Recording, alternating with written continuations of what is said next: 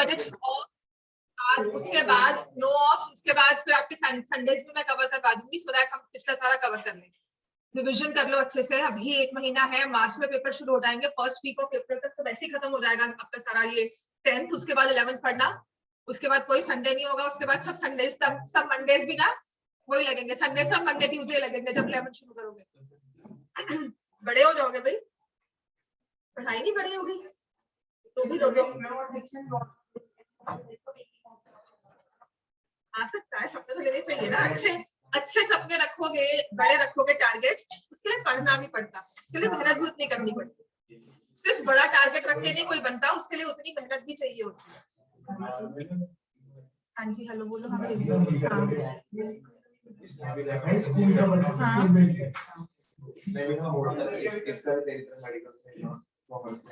कोई बात नहीं, चल तू घर ले आना, तूने कर लिया, मैं कर लूंगा।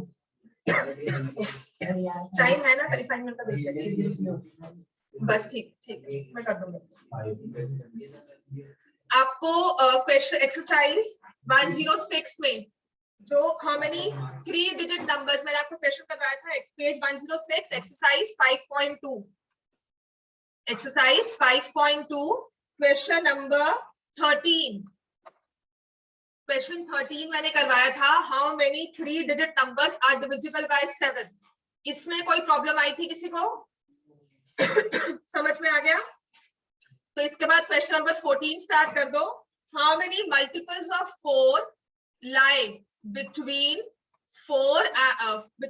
10 and 250। इसमें ना 3-4 केसेस करवाऊंगी, because the whole thing is about between, from, right. तो इसका मतलब क्या होता है, तो वो सारे केसेस अभी लिख लेना एपी में। whenever you are given numbers between, numbers from, multiples between, multiples from, तो हमें कैसे लेना होता है, ठीक है। तो यहाँ पर उसने कहा है find how many multiples of 4 lie between। एक हमें केस है between दिया हुआ है, वर्ड दिया हुआ है between 10 and 250, नंबर दिया हुआ है, डिविजिबल चेक करना है 4 से। तो हाँ, तो जो ये 4 है, आपको जो लिमिट्स दी हुई है, क्या 10 4 से डिविजिबल है? Is 10 divisible by 4? No. Is 250 divisible by 4? No. तो ये लिमिट्स में क्या है कि आपको कहा है बिटवीन। अब बिटवीन वो 10 to 50 कहे, बिटवीन का मतलब होता है लिमिट्स नॉट इंक्लूडेड। आपको पता ना लिमिट्स क्या होती है, जो आपको नंबर दिए हुए हैं। नहीं, 10 to 250, 10 and 250 are the limit. Starting point क्या है 10, एंडिंग पॉइंट क्या है 250। Both the numbers are not divisible by 4। ठीक हो गया, लिमिट्स नॉट इंक्लूडेड। बिटवीन का मतलब होता है लिमिट्स, जो लिमिट हमारी दी हुई है ना, जो 2 नंबर्स दिए हुए हैं, स्टार्टिंग पॉइंट क्या है, कहां से चेक करोगे 10 से, खत्म कहां पे करोगे 250। मतलब 250 आएगा तो ठीक है, 250.1 0.2 भी हो गया या 251 भी हो गया तो हमें नहीं लेना, राइट। तो यहाँ पर बिटवीन का मतलब है लिमिट्स नॉट इंक्लूडेड। और यहाँ पे जो हमें डिविजिबिलिटी चेक करने के लिए नंबर दिया हुआ था वो 4 था, और 4 दोनों को ही डिवाइड नहीं करता, ना 10 को ना 250 को। 4 जो है वो दोनों को डिवाइड नहीं करता है, ना ही 10 को ना ही 250 को। तो ये लिमिट्स हमारे लिए फंक्शनल नहीं है। मतलब इन एनी केस मुझे 11 ही देखना था, इन एनी केस मुझे 249 ही चेक करना होगा। ठीक हो गया।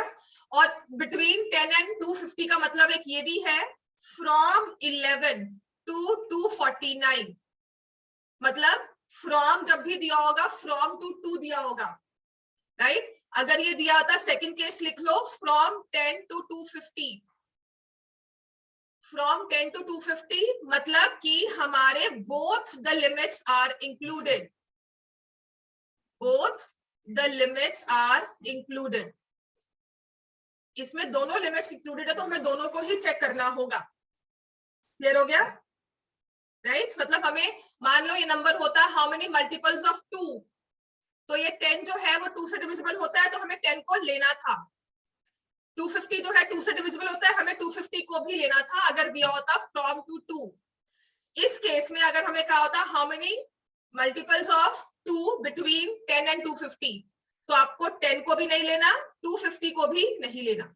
मैम इसका आंसर 60 आ रहा है। हाँ 60 है इसका आंसर। 61 आ रहा है। तो 60 आ रहा है, ठीक है, क्लियर हो गया। इस लिमिट्स के केस को समझ कर रखना कि when we talk of 10 and 250 between and from, between में लिमिट्स नहीं लेनी, चाहे वो डिविजिबल है चाहे वो नहीं लेना, चाहे वो डिविजिबल नहीं है। अगर फ्रॉम टू 2 कहा है तो डिविजिबल है तो अच्छी बात है, लेना होगा, नहीं है तो आपको छोड़ना ही होगा। समझ में आ गया? ब्रॉडली मैं ये बोल रही हूँ क्या 10 250 तो लेना ही नहीं ना हमें, 11 से स्टार्ट करेंगे कि 10 डिविजिबल है चाहे नहीं है, हमें फर्क ही नहीं पड़ता। 11 भी नहीं है, 12 है, हाँ 12 है। यहाँ पर लिमिट ने हमें कोई वो नहीं कहा ना, हमें कोई रिस्ट्रिक्शन नहीं दी। अगर मैं कहती हूँ how many multiples of 4 between 12 and 244, 12 divisible है, आपको लेना ही नहीं है। अच्छा मैंने 244 लिखा है तो बस एक लिमिट लेनी ना आपको। मैं 250 तो सोच ही नहीं रही, मैंने क्वेश्चन चेंज कर दिया। तुम ध्यान से क्यों नहीं सुनते हो? तब खोए हो तो जब मैं कुछ बोलती हूँ तो उसमें बीच में तुम्हें इंटरजेक्ट करना होता है। मैंने कुछ नहीं किया, मैंने सिर्फ क्वेश्चन चेंज किया है कि बिटवीन 12 एंड 244 दिया हो तो अब आप क्या करोगे? ठीक है, तो 12 आप नहीं लोगे, ताकि 244 लोगे, बिकॉज बिटवीन का मतलब है दोनों लिमिट्स को नहीं लेना कभी भी। ठीक है, अब ये यहाँ पर बिटवीन 245 भी दिया होता तब आपके लिए क्या होता? 255 डिविजिबल नहीं है, तो ये आपके लिए फर्क नहीं लगता। तो आपके लिए ये एक रिस्ट्रिक्शन, आपने कहा ठीक है मैं तो वैसे मेरा पेपर नहीं है ना, इनका जरूरी है हमारा नहीं है, वही चीज यहाँ पर राइट कि वो हमें एक रिस्ट्रिक्शन नहीं दे रहा है। ठीक है, अब इसके बाद आ जाओ, अगर उस हाँ तो 10 भी लेना होता, 10 भी इंक्लूड करना होता, 250 भी इंक्लूड करना होता, बट बाय चांस दोनों डिविजिबल नहीं है, तो फिर हम नेक्स्ट 11 12 पे आते। ठीक है, अगर होता how many multiples of 2 lie between, अब इस केस में लिख लो 10 and 250, तो ना ही मैं 10 काउंट करूंगी ना ही मैं 250 काउंट करूंगी, मैं पहले कौन सा नंबर लूंगी? 12। 11 तो है ही नहीं डिविजिबल, पहले मैं लूंगी 12 और लास्ट कौन सा रखूंगी? 248, तो 12 to 248 तक मैं जाऊंगी। क्लियर हो गया? अब यहाँ पर बिटवीन में हमारी लास्ट लिमिट दोनों छोड़ दी। ठीक हो गया? अगर मैं कहती how many two numbers divisible by 2 lie from 10 to 250, तो दोनों को लेते, 10 और 250 दोनों को लेकर फिर नंबर्स काउंट करते। समझ में आ गया? फिर अगर हमारे पास ऐसा होता how many numbers between 9 and 480 divisible by 4, ना ही हम 9 लेंगे ना ही 480 लेंगे, पहला नंबर लेंगे 12 और लास्ट नंबर होगा 476। 480 डिविजिबल बाय 4 है लेकिन नहीं लेना। समझ में आ गया? फ्रॉम में बिटवीन में चाहे लिमिट्स डिविजिबल हो चाहे नहीं हो हमें नहीं लेनी। फ्रॉम टू 2 में सोचकर चलना है कि ये हो भी सकती है तो लेनी है, नहीं है तो वैसे ही छोड़नी है उसको। क्लियर हो गया? बाकी ये क्वेश्चन मुश्किल नहीं है, आप बताओ तुम्हें कोई प्रॉब्लम? कुछ समझ में आ रहा है क्या? इसका आंसर आ गया? 61 आया कि 60 आया तुम्हारा? हाँ ठीक है, तो हमारा फर्स्ट नंबर हो जाएगा 12, लास्ट नंबर हो जाएगा 248, कॉमन डिफरेंस हो जाएगा 4, A is 12, D is 4। क्या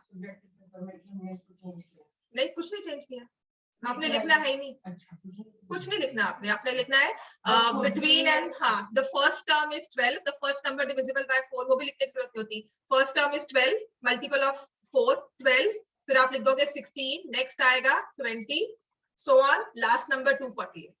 ठीक है, फिर ये लिख दो हाँ n निकाल। ठीक है, तो अब आपको a n का फॉर्मूला पता है, ये लिखना होगा a प्लस, लिखोगे these numbers are in AP with first term a 12, common difference d 4, a n last term a n is equal to 248। ठीक है, तो a n is equal to a plus n minus 1 into d, तो यहाँ लिख दोगे 248, a की जगह लिखोगे 12 n minus 1 और यहाँ लिख दोगे 4। अब इस कैलकुलेशंस को हमेशा मैं कैसे करती हूँ कि इस n को मल्टीप्लाई करती हूँ अंदर, ऐसा नहीं है 4 को मल्टीप्लाई किया n से, 4 को मल्टीप्लाई किया -1 से, what I do is 248 minus 12 is equal to 4 into n minus 1, तो 248 minus 12 by 4 is equal to n minus 1. कितना हो जाएगा? 236. 236 divide by 4 59. 59 is equal to n minus 1. n is equal to 60. आपको बहुत सारे इस फॉर्मूला के बेसिस पर आपको बहुत सारे फॉर्मूलाज मिल जाएंगे. How to find the common difference एक फॉर्मूला बना देते हैं. How to find the number of terms n, उसका एक फॉर्मूला बना देते हैं. तो आपको समझना है वो सारे एक्स्ट्रा बुक्स में जो भी आपको फॉर्मूलाज दिए होंगे वो इसी के बेसिस पर है. वो कैसे? आप एक ये फॉर्मूला याद कर लो, इसी को फर्दर यूज करना शुरू कर दो, आपको सब समझ में आना शुरू हो जाएगा. जस्ट लुक हियर, एक बार लिखना है तुमने, ये लिखो बेटा. तब तक आप नेक्स्ट क्वेश्चन स्टार्ट कर सकते हो. इसमें जिन्होंने कर लिया है वो आगे के. क्या बेटा? कौन सा? 15 छोड़ दो, 16 करो. सिंपल इक्वेशंस ही बननी है. आपकी एपी जो है वो लीनियर इक्वेशंस ही है. ठीक है मैम 15 का 13 आ रहा है. मैं करवाऊं. 15 का आंसर 13 है. 13 है कि 14 है? 13. 13 ठीक है. और मैम 16 का a is equal to 4 आ रहा है first term of the AP. उसने डिटरमिन एपी कहा है तो आप मुझे एपी बताओगे. 3 टर्म्स 4 लिखकर 10 16. 4 10 16. 4 10 16 मतलब कॉमन डिफरेंस आपका 6 आया है. हाँ जी. ठीक है. आपको इसमें ए और डी निकालने के मार्क्स नहीं मिलेंगे, लेकिन अगर आपने लास्ट में एपी नहीं लिखा तो उसके मार्क्स कट जाएंगे.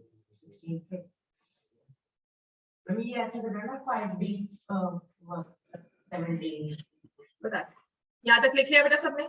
अब देखो क्या होता है. आपके पास फॉर्मूला है a n is equal to a plus n minus 1 into d. ये फॉर्मूला है ना हमारे पास. हमने क्या किया? ए एन यहाँ रखा, माइनस ए कर दिया, डी इंटू एन माइनस 1 ये कर दिया, है ना. अब देखो बुक्स में जो फॉर्मूलाज दिए हुए हैं ना वो इसी जनरल टर्म के साथ दिए हुए हैं. और आपको लगेगा एक्स्ट्रा फॉर्मूला है, मैम ने नहीं करवाया, लेकिन अगर यही याद रख लोगे काफी है. मैंने तभी कहा उलझो मत फॉर्मूलाज में कि एन निकालना होगा तो क्या लगाए, डी निकालना होगा तो क्या लगाए. अगर डी निकालना होता है ना तो A N minus A upon n minus 1 is equal to d. Common difference का ये फॉर्मूला दे देते हैं. ठीक है. और फिर अगर मुझे एन निकालना है तो A N minus A upon D, इसमें प्लस 1 किया, is equal to number of terms. ये कुछ नहीं है, आपकी जनरल टर्म को ही चेंज करके टर्म्स को, हर एक टर्म का फॉर्मूला बना दिया, कॉमन डिफरेंस का और नंबर ऑफ टर्म्स का. समझ में आ गया? ये कोई सेपरेट फॉर्मूला नहीं है. मैं आप कहती हूँ यही चीज याद रख लो. आपको ए एन कहा होगा तो यहाँ वैल्यू पुट कर लो, 2 स्टेप्स करके याद रख लो. आपको नहीं उसको डिवाइड करना, मल्टीप्लाई करना है तो मल्टीप्लाई कर लो. कम से कम क्वेश्चन तो सॉल्व हो जाएगा ना. वहां फॉर्मूला में उलझो कि मुझे फॉर्मूला नहीं याद आ रहा है, यहाँ उलझते रहोगे कि फॉर्मूला याद करें. ठीक है. एपी में सच में गिनकर 2 फॉर्मूलाज हैं, एक जनरल टर्म का और एक सम का. उसके अलावा तीसरा कोई और फॉर्मूला नहीं है, कोई और चीज नहीं. n/2 a plus l या फिर 2a plus n minus 1 da, या फिर उसी से आगे फर्दर हो जाता है सम ऑफ नेचुरल नंबर्स. कोई और फॉर्मूला नहीं है. और एपी मुश्किल इसलिए लगती है क्योंकि सब चीजें इस फॉर्मूला के बेसिस पर है. तो मैं एडवाइस हमेशा क्या करती हूँ, एपी में आपको 2 ही फॉर्मूलाज आएंगे. क्वेश्चन में अगर मुश्किल लगता है, नहीं समझ में आता, तो सबसे पहले तो ये फॉर्मूला लिख लो जनरल टर्म का, और फिर देखो हमें दिया क्या क्या हुआ है. अगर आपको लिखा हुआ है सम, तो आप सम का फॉर्मूला लिखो और फिर देखो उसमें दिया क्या क्या हुआ है. या तो 2 इक्वेशंस बनेंगे 2 वेरिएबल्स में, या एक इक्वेशन रहेगी 1 वेरिएबल. ठीक है. जैसे कि अब आपने कहा क्वेश्चन नंबर 15 नहीं हुआ मुझसे. ठीक है, 15th नहीं हुआ. 15th में उसने क्या कहा है, क्वेश्चन को ना हमेशा अपने समझने वाली लैंग्वेज में कन्वर्ट किया करो. राइट. तो उसने कहा है for what value of N, मतलब कि मुझे क्या करना है, एन की वैल्यू कोई निकालनी है. समझ में मुझे आया? For what value of N, कोई एन की ऐसी वैल्यू बताओ जिससे 2 एपीज दी हुई है, AP1 AP2. कौन कौन सी एपी दी हुई है? एक दी हुई है 63 65. हाँ जी हम लिख क्यों दे रहे हैं? 63 65 67, साथ साथ इसकी कैलकुलेशंस करो. और दूसरी दी हुई है 3 10 17. ठीक है. अब तक ये समझ में आया कि एन की कोई ऐसी वैल्यू निकालनी है जिससे इन दोनों एपीज में क्या हो, उनकी nth टर्म इक्वल हो. For what value of n the nth term of the two APs equal? मतलब ये ऐसे कितने का डिफरेंस है इसमें? फर्स्ट टर्म क्या है इस वाली एपी में? कितनी फर्स्ट टर्म है? फर्स्ट टर्म क्या है? 63. कॉमन डिफरेंस क्या है? 2. ठीक है, और इस वाली एपी में फर्स्ट टर्म क्या है? मैंने उसे कैपिटल ए से शो कर दिया, 3. कॉमन डिफरेंस क्या है? अब मुझे बताओ, अगर इसमें nth टर्म निकालनी है तो क्या होगी? a plus n minus 1 d. a की जगह आपने क्या लिखा है? 63. n मुझे नहीं पता, n माइनस 1 इंटू 2. ये है nth term for this AP, और इसकी nth टर्म क्या होगी? 3 प्लस n माइनस 1 d क्या है? 7. ठीक है, कहते हैं कौन सी ऐसी वैल्यू आएगी a की जिसको पुट करके दोनों में पुट करेंगे n की जगह, और दोनों की कॉमन जो nth टर्म है वो सेम हो जाएगी, मतलब इक्वल कर देंगे. ठीक है, मतलब ये कोई एपी जब आगे आगे प्रोग्रेस करती रहेंगी तो किसी एक वैल्यू पे आके हो सकता है ये इंटरसेक्ट करे, कोई एक वैल्यू दोनों में कॉमन आए. वो कॉमन वैल्यू कौन सी और वो कब आती है, कौन सी प्लेस पे आती है? ठीक है, तो हम दोनों ने इसको इक्वेट कर दिया. 63 plus 2n minus 2, 63 plus 2n minus 2 is equal to 3 plus 7n minus 7. अब बताओ ये क्या है? ये आपको 8th का क्वेश्चन लगेगा, a linear equation in one variable, वो भी सिंपल सी इक्वेशन, बस इसमें पहुंचना ही मुश्किल है. समझ में आ गया हमें? हमेशा क्वेश्चन में जो भी आपको एपी का क्वेश्चन दिया होगा, या तो वो nth टर्म के बारे में, जनरल टर्म के बारे में कुछ बोलता होगा, या वो सम में. हमेशा या तो सम निकालकर पहले देखोगे इक्वेशन बनेगी, या फिर जनरल टर्म से इक्वेशन बनेगी, और कुछ नहीं है एपी में. समझ में आ गया? अब ऐसे ही क्वेश्चन नंबर 16 एक बार करो, और कुछ समझ नहीं आता तो एपी में कीवर्ड्स पे याद रखना. ठीक है, जैसे कि क्वेश्चन पढ़ो. Next 16 question. बुक का है तुम्हारी बुक का है? क्यों लिख रही है बैग में? निकालो. हाँ, और अब क्या करें? Determine the AP whose third term. पहले थर्ड टर्म अपने दिमाग में सोचो, पहले थर्ड टर्म होगी क्या एपी की. ठीक है, तो नेक्स्ट करवाओ 16 क्वेश्चन. आप आपने लिख लिया बेटा? लिखो 61 plus 2n is equal to 7n minus 4. पहले बुक अपने पास रखो, क्वेश्चन साथ साथ पढ़ो, उसको बुक निकालने दो अपनी. तुम यहाँ पे सोशल सर्विस मत करो बैठकर. ठीक है, तो ये आ जाएगा 5n is equal to 65, n is equal to 13. मैं फिर से समझाती हूँ, एक बार समझो. राइट, इसको लिख लो एक बार, नेक्स्ट क्वेश्चन के बाद ये करना. ठीक है, general term of an AP का फॉर्मूला मैंने आपको पहले बताया था, सिर्फ उस फॉर्मूला को याद करना है. N7 है तब वो है नेक्स्ट फाइंड d + 12 आंसर उसका, मतलब वो उसका 9 का.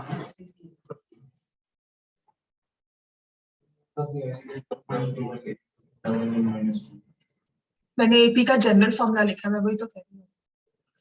जब मैं आपको पहले समझा रही थी, फर्स्ट थिंग मैंने जनरल फॉर्मूला में ये समझाई थी, जो कल की क्लास आपने शायद मिस की है इस वजह से. ठीक है, तो जनरल फॉर्मूला ये होता है जनरल टर्म निकालने के. दोबारा से तुम्हें करवा दूंगी एक बार. अभी थर्ड टर्म मैं समझाती हूँ, बस ये फॉर्मूला याद रखो. ठीक है, अगर ये लिखना है ठीक है, वरना मैं नेक्स्ट करवाऊंगी. कौन सी बेटा? इसमें अगर देखा जाए तो फिलहाल के लिए नहीं है, पर इजी क्वेश्चंस ऑन सम का हुआ है. स्टेटमेंट प्रॉब्लम्स ऑन सम नहीं कहा था कि वो आएंगे. 13 पर लिख लो इसको. इसने कहा है हाँ n इज इक्वल टू 13, बस दैट्स इट. मतलब 13, जब 13th टर्म दोनों एपी की इक्वल है, दोनों एपीज की 2 मार्क्स. दोनों स्टेटमेंट प्रॉब्लम इसमें तो 4 मार्क्स की आ सकती है. अगर देखो तो एपी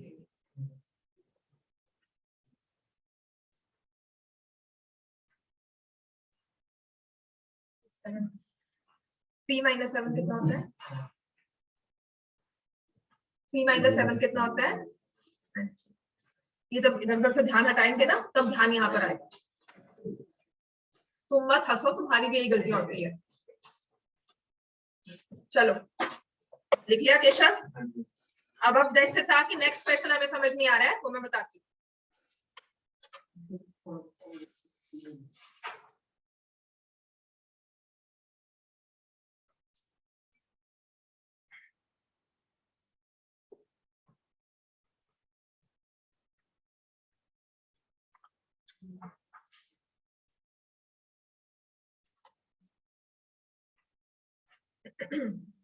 पादव्यायाच, दीक्षित, पुष्कर, पूरब, आयान, महक, हर्षिता, पानव, पार्थ, केशव, वासु क्यों नहीं आ रहा? यशवी। चलो अब नेक्स्ट कर रहा हूं। इसके बाद अब तुम ध्यान से देना केशव, आपको जनरल टर्म का मैंने फॉर्मूला बता दिया।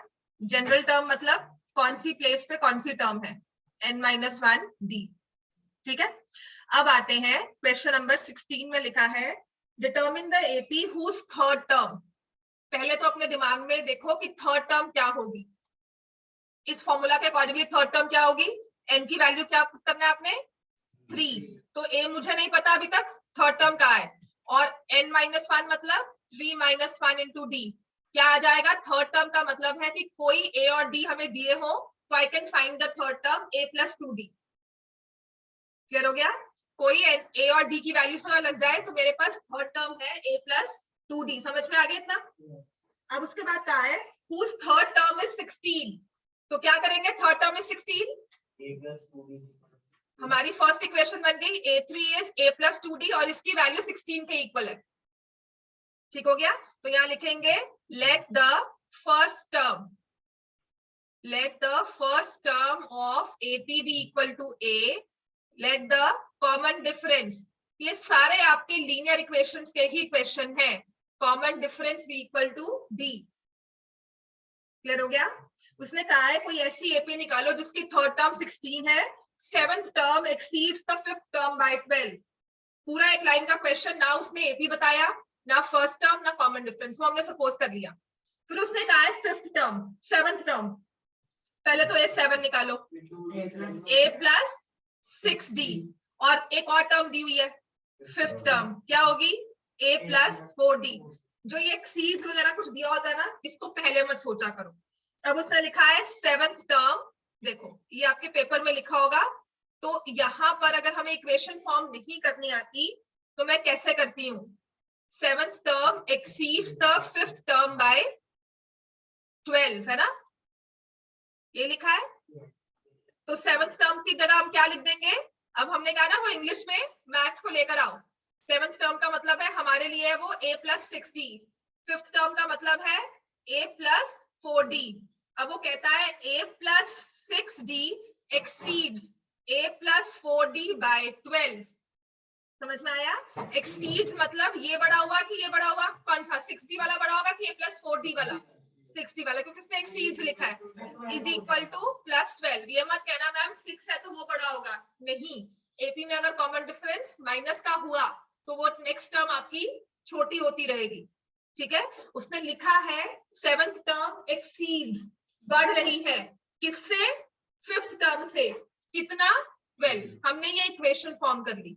अब आप देखोगे, चाहे आप चैप्टर 3 को पीछे छोड़कर आ चुके हो टर्म 1 में, लेकिन उसकी पूरी झलक यहाँ दिख रही है हमें कि देखो लीनियर इक्वेशंस इन 2 वेरिएबल्स ही बनी है। वेरिएबल कौन कौन से हैं? वहां होते थे x, y, और यहाँ कौन से हैं? a and d। फर्क इतना है कि वहां पर हमें फॉर्मूलाज नहीं लिखने थे, कुछ नहीं लिखना था, वहां पे इक्वेशंस फॉर्म करनी थी, और यहाँ इक्वेशंस दी होती थी सॉल्व करनी थी। यहाँ पहले इक्वेशन खुद फॉर्म करनी पड़ेगी। सिर्फ एपी में इतना फर्क है और फॉर्मूला एक ही है हमारे पास अब तक। और जनरल टर्म के क्वेश्चंस आने के ज्यादा चांसेस हैं। d6 आ गया। फिर जब d की वैल्यू 6 आ गई तो आप a की वैल्यू पुट कर निकालोगे, आइदर इक्वेशन में पुट करके, बस 4 आ गई, a की 4 आ गई और d की कितनी आ गई? 6। अब उसने कहा डिटरमिन द एपी। यहां तक निकालने के आपको कोई मार्क्स नहीं मिलेंगे, आपका 1 मार्क कट जाएगा लास्ट का।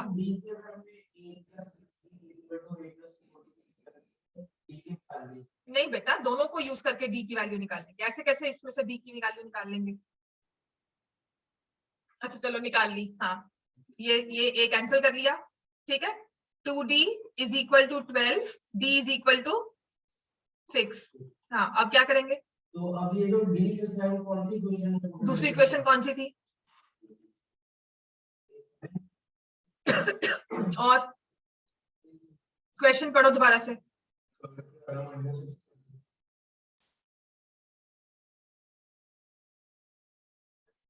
क्या लिखा हुआ है, पढ़ो क्वेश्चन। हाँ, थर्ड टर्म इज, हाँ जी, a plus 2 into 6 is equal to 16, a is equal to 4। हाँ, अब AP बनानी है, लिखोगे hence the required AP is, last में लाइन लिख देना, required AP is 4, 10, 16, 3 टर्म्स लिखनी होती है और उसके बाद डॉट डॉट डॉट, बस 3 टर्म्स लिखते हैं हमेशा AP में, टू सिग्निफाई कि हमने फर्स्ट 2 में जो डिफरेंस रखा है वो नेक्स्ट 2 में वही डिफरेंस रखा है, और ये ऐसे ही चलता रहेगा। ठीक है, चलो मैंने आपको क्वेश्चन 17 करवाया था। हाँ जी, क्वेश्चन 18 इंपॉर्टेंट है, 3 मार्क्स में भी आ सकता है। क्वेश्चन नंबर 18 3 मार्क्स में भी क्लब भी कर सकते हैं, एक दो क्वेश्चन इसमें और भी डाल सकते हैं। इसके बाद मैं आपको सम का फॉर्मूला करवाऊंगी और सम में एक बहुत इंपॉर्टेंट क्वेश्चन है वो करवाऊंगी जो आ सकता है। ठीक है मैम, हाँ जी बेटा, बट सम तो कटनी है। सम का फॉर्मूला नहीं करता है, सम के स्टेटमेंट प्रॉब्लम्स करता है। Okay ma'am. Statement problems based on sum, जो आपका 5.3 में सारे स्टेटमेंट 17, 16, 17, 15, 16, 17, 18, 19 ये सब क्वेश्चंस थे, ये डिफिकल्टी लेवल में आते थे, या पोटैटो वाला क्वेश्चन था वो डिफिकल्टी लेवल में आता था, वो सब कट हो गया। ठीक है, लेकिन ये क्वेश्चन केस स्टडी में डाल देते थे, इसी को थोड़ा सा इजी करके, सम का डायरेक्ट क्वेश्चन नहीं पूछा आपसे स्टेटमेंट में, पर उसके रिलेटेड क्वेश्चंस करके केस स्टडी में डाल दिया। तो क्वेश्चन करवा दूंगी मैं आपको सारे रिवीजन में एपी के क्वेश्चंस, पर चांसेस कम है इसके आने के। इसमें टर्म पूछ सकते हैं, सम नहीं पूछ सकते। ये क्वेश्चन देकर फाइंड द सम नहीं कह सकते, टर्म कह सकते हैं। क्लियर हो गया? इसलिए करना है इस पर।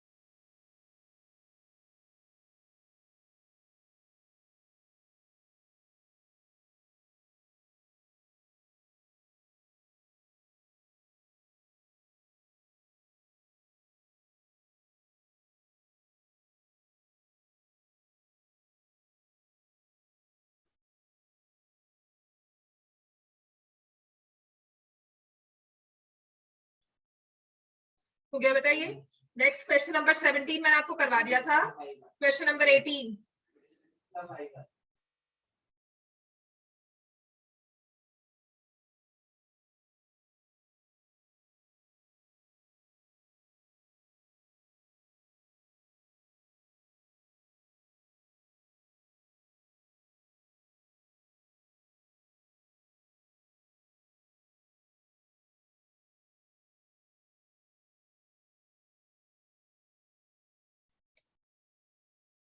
किसने पूछ रहा है?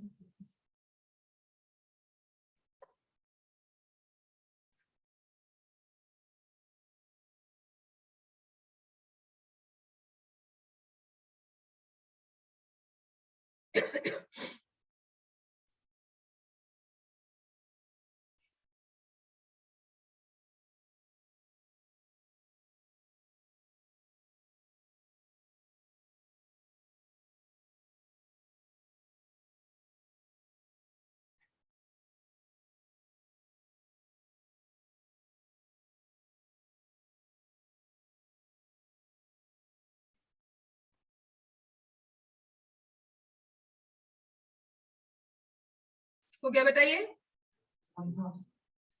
क्वेश्चन नंबर 18,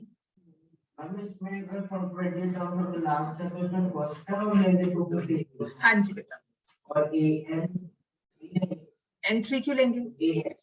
an कितना लेंगे? हाँ an3 लेंगे। हाँ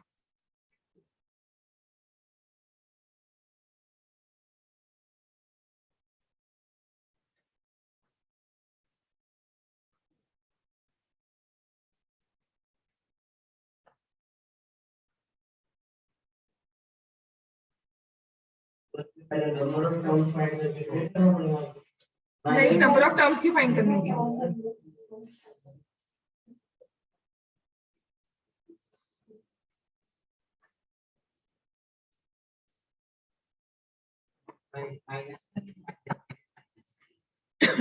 एटीन्थ में माइनस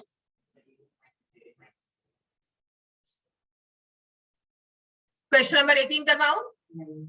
A4 A8 करो करो, वो तुम्हारे साथी बैठा हुआ है, वो देख रहा है। इसमें ना आपको 4 टर्म्स दी हुई है, 4th 8th 6th और 10th। पहले तो यही निकाल लो किसी एपी की, किसी भी एपी की क्या होगी? Let the first term be a, let the common difference be d. Fourth term क्या होगी? और लिखोगे nth term is equal to a plus n minus 1 into d. तो a प्लस A4 क्या हो जाएगा? 3d। केशव यहाँ देखो, समझ में आ रही है? अब नहीं, फर्स्ट टर्म a है, कॉमन डिफरेंस d लिया आपने, लेट द कॉमन डिफरेंस भी d। पीछे आंसर्स लिखे हुए हैं ना?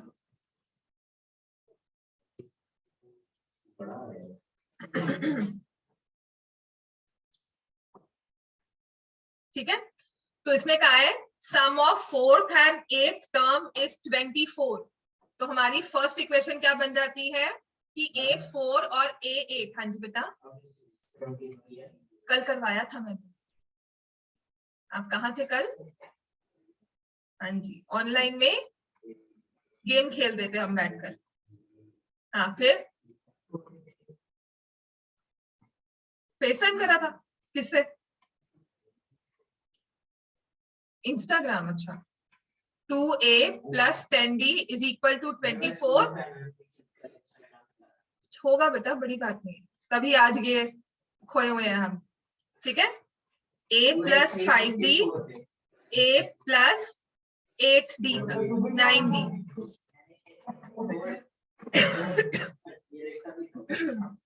2a plus 14d is equal to 44, a plus 7d is equal to 22। दो क्वेश्चंस बनते हैं। तुम्हारे दिमाग में भी नहीं होगी चीजें, कॉपी ना भी होता है दिमाग में होनी चाहिए। कॉपी में तो कौन सी कॉपी मिलती है बाद में तुम्हारे? हाँ बेटा, जब इधर उधर दिमाग होता है ना, तब चलता ही नहीं है। समझ में आ गया अभी? नहीं, तुम्हें जनरल टर्म ही समझ नहीं आई है, तुमने कल की क्लास मिस की है। अभी एक बार फिर करवाऊंगी, पर अभी क्लास के हिसाब से चल रही है। ठीक है, क्लियर हो गया? क्वेश्चन 19 20 स्टेटमेंट प्रॉब्लम है, इंपॉर्टेंट है, राइट? इसके बाद अब आपको करना है 19 10 20 एक बार खुद ट्राई करना, ऐसे ही बनेगा ये क्वेश्चन। अब करना है sum of n terms. Next लिखो, to find sum of n terms of an AP। To find sum of n terms of an AP मतलब आपको मैंने ये AP दिखाई थी 2 4 6 8 10 12 14 so on till 20। आपको बताना है कि इन सबको जब मैं ऐड करती हूँ, इन सभी टर्म्स को ऐड किया जाएगा तो आंसर क्या होगा, सम क्या निकलेगा। This is what is meant by sum of n terms. और जो हमारा फॉर्मूला होगा वो फर्स्ट टर्म से शुरू करता है सम को। ऐसा नहीं है कि मैंने कहा 12 से लेकर 20 तक का सम बताओ और आप फॉर्मूला में पुट कर दोगे। ठीक हो गया? आपको फर्स्ट टर्म से लेकर लास्ट टर्म को ऐड करके फिर सम निकालना है। फर्स्ट टर्म से लेकर 15, सम ऑफ 15 टर्म्स का होगा ना, तो इसका मतलब है sum of first 15 terms of an AP. मैंने कुछ नहीं लिखा, मैंने लिखा है कि ये सम का मतलब क्या है। हाँ, नहीं आ रही, क्यों नहीं आ रही? डी कितना आया है? -5 नहीं आएगा? नहीं, D5 आएगा, ठीक है। तो अब पुट कर लो इसमें, a + 25 = 12। a कितना आ जाएगा? -13। क्यों नहीं आ रही वैल्यू? हाँ जी,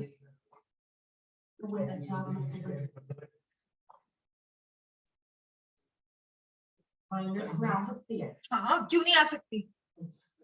किसने कहा नहीं आएगी? ठीक हो गया।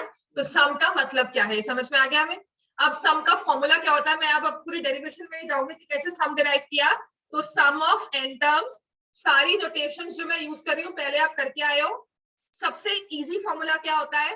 n/2 first term plus last term. कभी कभी एपी में आपको फर्स्ट टर्म दी होती है, लास्ट टर्म दी होती है, नंबर ऑफ टर्म्स दिए, डायरेक्टली ये फॉर्मूला लगाना है। ठीक है। लास्ट टर्म का मतलब जो nth टर्म होगी मैंने कहा 10 टर्म्स का सम निकालो, तो 10th टर्म तक का ही सम निकालोगे। लेस लास्ट टर्म कौन सी हो जाएगी? 10th term. ठीक है। तो ये कभी कभी ऐसे भी आपको फॉर्मूला कह देते हैं, n/2 a + an। क्लियर हो गया।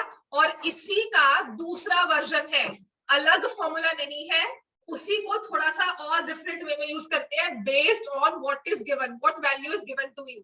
तो वो होता है n/2 2a + n-1 d। Last term. हाँ जी बेटा, बिल्कुल। तो a नहीं लिखा है, नेक्स्ट में लिखते l है, लास्ट टर्म लिखते हैं, लेकिन समझाने के लिए, कहने के लिए हमेशा आपको a + l ही दिखेगा। नहीं बेटा, l लिख सकते हो।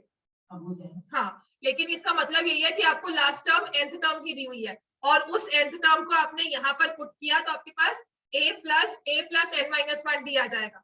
तो हो जाएगा 2a + n-1 d। ये दो सम के फॉर्मूलाज हैं, कभी कोई यूज होगा, कभी कोई यूज होगा। हाँ, नहीं हो सकता है एक से ही हो जाए, दोनों को अलग अलग भी यूज करना है। कभी कभी आपको फर्स्ट टर्म और लास्ट टर्म दी होती है, और नंबर ऑफ टर्म्स आपको पता है कितनी है, तो आप डायरेक्टली सम निकाल लोगे। कभी कभी आपको लास्ट टर्म नहीं दी होती, n दिया होता है, d होता है, तो आप कहते हो ये वाला फॉर्मूला पुट करके डायरेक्टली मैं इसी से आंसर निकाल लूं। So that all depends on usage, हमें दिया क्या हुआ है। ठीक है। उसके बेसिस पर है, कोई हार्ड एंड फास्ट रूल नहीं है कि यही फॉर्मूला यूज करना है, ये क्यों नहीं यूज किया, तो यही यूज कर लो। ठीक है। अब इससे ही एक फॉर्मूला डिराइव होता है जो आप बहुत बार यूज करते हो, उसे हम बोलते हैं sum of first n natural numbers. इसका मतलब क्या है? फर्स्ट एन मतलब फर्स्ट नेचुरल नंबर कौन सा है? 1 से लेकर स्टार्ट करती हूँ, and if I continue till 15, तो हमारा एन क्या हो गया? कौन, कितने नंबर्स है इसमें? 15। तो n क्या हो गया? 15। मतलब मैं फर्स्ट 15 नंबर्स का सम निकाल रही हूँ, कंसेक्टिव, कोई मिस नहीं मारा हुआ, कोई 8 नहीं छोड़ा, कोई 9 नहीं छोड़ा, बीच में सभी नंबर्स लिए हैं, 1 + 2 + 3 4 5 6, 15 के 15 नंबर्स लिए हैं, both included. Right, both included, zero नहीं है, कोई नेगेटिव नंबर नहीं आएगा इसमें, बिकॉज हमने कहा है नेचुरल नंबर्स। राइट, तो ये फॉर्मूला क्या होता है जिसे हम लिखते हैं sum of first n natural numbers till n, because मुझे नहीं पता ये 15 है n या 20 है या 100 है या 1000 है, लेकिन फॉर्मूला हर एक केस में आएगा कंसेक्टिव नंबर स्टार्टिंग फ्रॉम 1। ठीक है, ये उसका फॉर्मूला है, क्या होता है? n × n+1 / 2। बस एक ये चीज अलग से फॉर्मूला है, नहीं भी याद रखोगे तो एपी से निकाल सकते हो, बिकॉज ये कंसेक्टिव नंबर्स भी एपी बनाते हैं, कंसेक्टिव नंबर्स एपी बनाते हैं। फर्स्ट टर्म 1 और नंबर ऑफ टर्म्स आपको n दिया हुआ है, कॉमन डिफरेंस भी 1। कंसेक्टिव नंबर्स 1 2 3 4 जब लिखा, ये भी एपी बनती है, जिसकी फर्स्ट टर्म 1 है, कॉमन डिफरेंस भी 1 है, तो आप ये फॉर्मूला बहुत आसानी से निकाल सकते हैं। ठीक है, एक ये तीसरा फॉर्मूला आपको याद करना होगा, n × n+1/2, इजी फॉर्मूला है ये, sum of first n natural numbers लिखा है। जनरल किसी भी एपी के लिए नहीं, लेकिन अगर वो नेचुरल नंबर्स का सम हो और 1 से शुरू हुए हो, तो मैं डायरेक्टली ये फॉर्मूला लगा सकती हूँ। राइट, लेकिन अगर मुझे ये फॉर्मूला नहीं याद है तो मैं इसमें बिल्कुल ठीक है। अच्छा, और विद प्रैक्टिस ये याद हो जाता है, बिकॉज अब डायरेक्टली कभी कभी यूज कर लेते हैं इन चीजों को। ठीक है, मेरा क्वेश्चन थोड़ा स्पीड अप हो जाएगा सॉल्व करने में। बस क्लियर हो गया इतना? इन फॉर्मूलाज को लिख लो, इसके क्वेश्चन अब मैं करवा देती हूँ। और इसमें जो सबसे इंपॉर्टेंट क्वेश्चन जो बनकर आता है, जो मैं इजी वे से करवाती हूँ, वो मैं आपको बता दूंगी। वो तो बेटा यहाँ तक ही कंटिन्यू किया हुआ।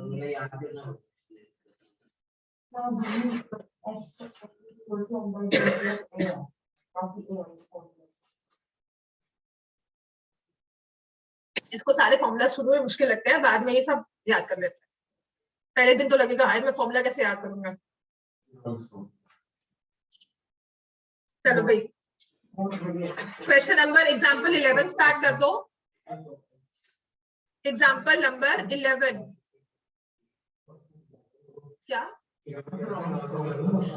Heron's फॉर्मूला होता है। क्यों यहाँ पे जोक है? Last year whenever we used to, I used to say, जब उनका सिलेबस पूरा हो गया था जान तक, दिसंबर तक, इवन सितंबर टेस्ट का सिलेबस पूरा हो गया, दिसंबर टेस्ट का पेपर हो गया, तो जब भी मैंने पूछा क्लास में मैं आज क्या रिवीजन करवाऊं, पूछकर बच्चों से, तो first person to answer online हो ऑफलाइन हो, ये वाला माधव, क्या करवाना था रिवीजन में?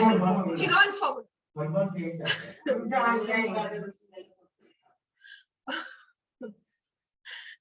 तो वो जो बना हुआ है कि माधव जो आएगा तो वो बोलेगा Heron's फॉर्मूला।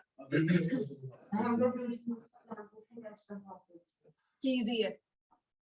चलो एग्जांपल नंबर 11। चलो बस why do you want कि मेरा लास्ट वर्ड मैंने ही बोलना है हमेशा? why you want to have last line in an argument or in a discussion? नहीं 11 करो, चुप करो, काम करो। Example number 11। हाँ जी बोलो, क्या हो गया? टाइम पूछकर क्या करोगे? मैंने तो छोड़ना अपने टाइम पर ही है। 419 हुए हैं, घड़ी लगानी चाहिए यहाँ पे, है ना? लैपटॉप पे। हाँ very good. Find the sum of first 22 terms of an AP. अब देखो यहाँ पर हम कौन सा फॉर्मूला लगाएंगे? एपी दी हुई है 8, 3, -2 सो ऑन। आपको क्वेश्चन का है फाइंड द सम, तो हम सम का फॉर्मूला लिखेंगे।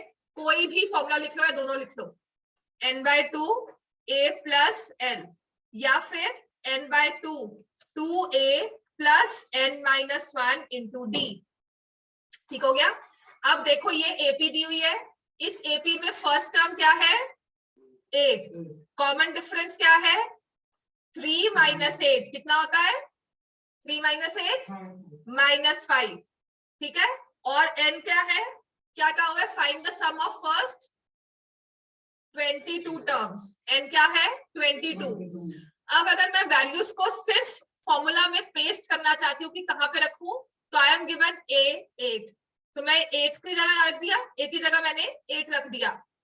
लास्ट टर्म मुझे दी हुई है, डायरेक्टली नहीं निकालनी पड़ेगी। लेकिन अगर मैं इस फॉर्मूला में आती हूँ तो मेरे पास सारे के सारे आंसर्स एज इट इज हैं, जिनको मैंने उठाकर बस यहाँ पर डाल दिया कि इसकी जगह -5 लिखूंगी और n की जगह ये -22 लेकर I will just place it here. समझ में आया? This is what is meant bye कि कौन सा फॉर्मूला कहाँ यूज होना है। समझ में आ गया? वो सिचुएशनल होता है, वो कोई हार्ड एंड फास्ट नहीं है कि क्यों ये यूज किया, क्यों ये यूज नहीं किया। ये सिर्फ आपको सिचुएशन के हिसाब से देखना है। 2 × 8 और जो समझ में आता है वैसे करना है। बस इतना ध्यान रखना, ये -5 मल्टीप्लाई हो रहा है, उसे ऐड मत कर देना। ठीक है, ये 11 से कट हो गया। 11 16 + 21 × -5। वेरी गुड, समझ में आ गया? अब समझ में आना शुरू हुआ? हाँ, जनरल टर्म भी समझ में आ जाएगा। क्लियर हो गया? अब आ जाओ एग्जांपल नंबर 12। इसके बाद मैं अपने वाला क्वेश्चन करवाती हूँ जो मुझे करवाना है आपको। तो फिर कोई ना कोई गलती की होगी, अब वो तो आपको चेक करना ही है। क्या हो गया?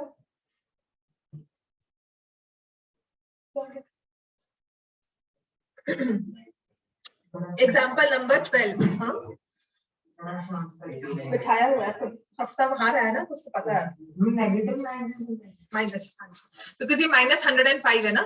-105 + 16 माइनस में ही आंसर रहेगा। आपने 22 यूज कर लिया होगा, 22 - 1 नहीं किया होगा। 21 इंटू -5 किया है, क्यों -3 क्यों किया है? मेरा मन किया। हाँ जी, समझ में आ गया बेटा? ये एग्जाम्पल 12 स्टार्ट कर दो। हाँ जी, करो एग्जाम्पल 12। इसके बाद जो क्वेश्चन करवाऊंगी वो इंपॉर्टेंट भी है। आपको वो क्वेश्चन सर्वे पेपर में तो बहुत बार दिख जाएगा, राइट? और वो सबसे इजी वे में मैं करवाती हूँ, मैं कोई फॉर्मूलाज नहीं करवा रही हूँ उसमें, और जैसे करवा रही हूँ वैसे ही करना। एग्जाम्पल नंबर 12, एग्जाम्पल 12 में कहा है sum of first 14 terms, sum of first 14 terms of an AP. तो S14 कितना दिया हुआ है? 1050। First term is 10, find 20th term. मुझे नहीं पता मैं कौन सा फॉर्मूला लगाऊंगी, लेकिन एपी में 2 फॉर्मूलाज ही हैं, सम ऑफ 14 टर्म्स। तो मैं सम ऑफ 14 टर्म्स का formula, sum of n terms का फॉर्मूला लिखती हूँ 2an-1d। अब ये है sum of n terms, n की जगह मैंने क्या पुट करना है? 14। मतलब ये सिस्टम में आपने इक्वेशन डाल दी और जहां जहां आपने कहा फिर n इज 14, तो जहां जहां n लिखा होगा वहां कहा क्या आ जाएगा? 14। 2a, a आपको दिया हुआ 10, तो 2 into 10, 14 minus 1 into d, and this is equal to, हाँ जी, d की वैल्यू 10 आ रही है। अच्छा ठीक है, ये 7 हो गया, 7 और ये कट जाएगा 150, तो 13d is equal to 150 minus 20, d is equal to 130 by 13, d is 10। Very good, ठीक है। अब 20th टर्म निकालनी है, तो जनरल टर्म का फॉर्मूला क्या होता है बताओ केशव? वेरी गुड, समझ में आ गया ना? हाँ, वेरी गुड। तो आपको 20th टर्म निकालनी है, तो n की जगह क्या पुट करोगे? 20। Very good. 10 plus 20 minus 1 into D, D कितना है हमारा? 10।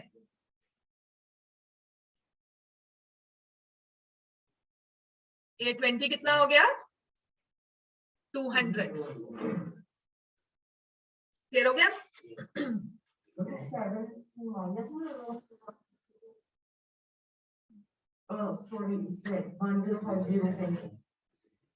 सेवन क्या हो रहा है यहाँ पे? मल्टीप्लाई हो रहा है, प्लस हो रहा है?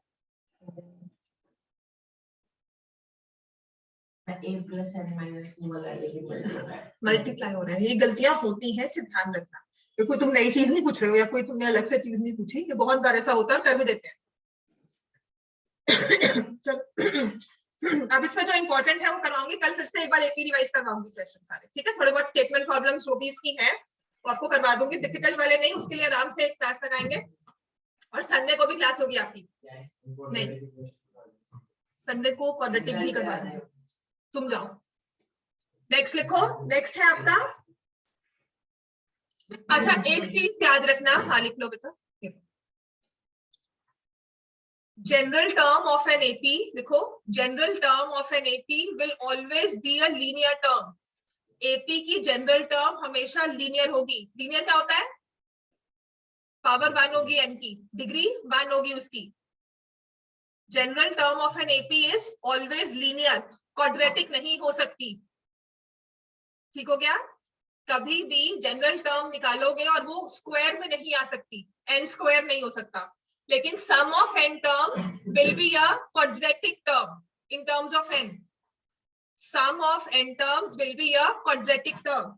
आपका क्वेश्चन होता है जैसे कि question number 10, show that exercise 5.3, exercise 5.3, question number 10. Show that A1, A2, AN, so on form an AP where AN is given below, defined below 3 plus 4N. General term जब भी लीनियर होगी तो वो हमेशा एपी फॉर्म करेगी ही करेगी। Single variable में एक टर्म आएगी ना हमारी, तो हमेशा वो एपी फॉर्म करेगी ही। इसने कहा है 3 plus 4N। A1 निकालोगे कितना आता है? इसको शो कैसे करोगे? 3 plus 4 into 1 क्या हो जाएगा? 7। समझ में आ गया? A2 निकालोगे क्या आएगा? 3 plus 4 into 2 कितना हो जाएगा? 11, एक 3 निकालेंगे कितना आएगा? 3 + 4 × 3 कितना हो जाएगा? 15। ठीक है, तो आपकी एपी बन रही है 7, 11, 15, मतलब आपकी सीक्वेंस बन रही है 7, 11, 15। Is it an AP? क्योंकि कॉमन डिफरेंस इनमें क्या आ रहा है? 4. Since the common difference is 4 throughout, hence this is an AP.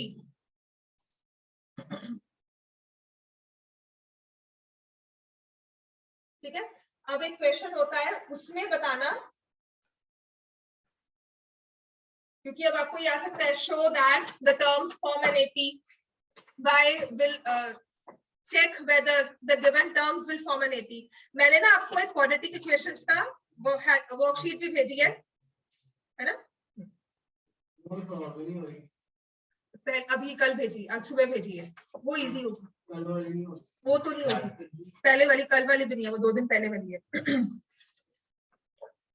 वो तो होगी नहीं, क्योंकि वो तो सारे एक्स्ट्रा क्वेश्चंस थे।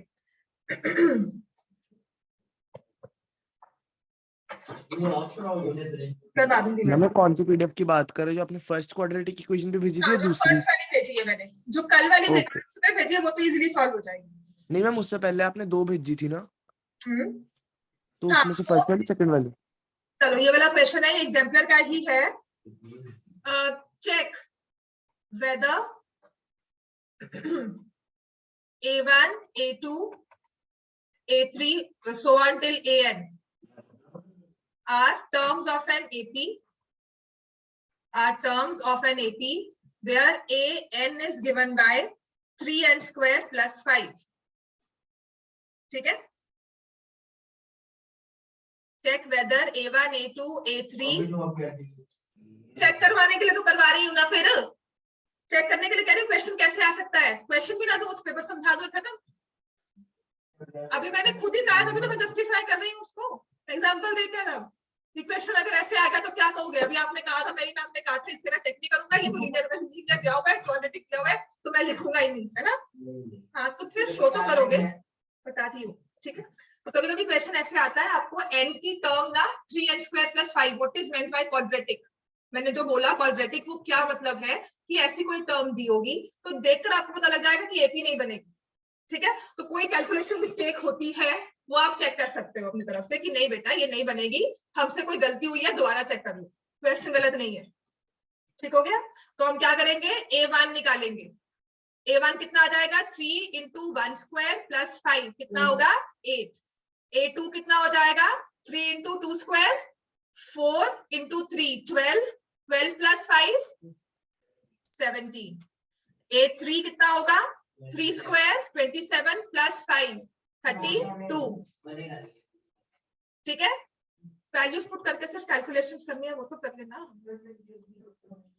ऑलरेडी कर ली ना? हाँ, फिर ठीक है, मुझे लगा कैलकुलेशन समझ नहीं आ। ठीक है, अब यहाँ पे लिखोगे A2 - A1 = 17 - 8 is 9। A3 - A2 32 - 17 is 15। Since the common difference, या फिर since A2 - A1 is not equal to A3 - A2, therefore the given sequence of numbers, कुछ नहीं लिया, डी तो निकाला है हमने, डी लेके नहीं सकते। n की वैल्यू 2 पुट की है।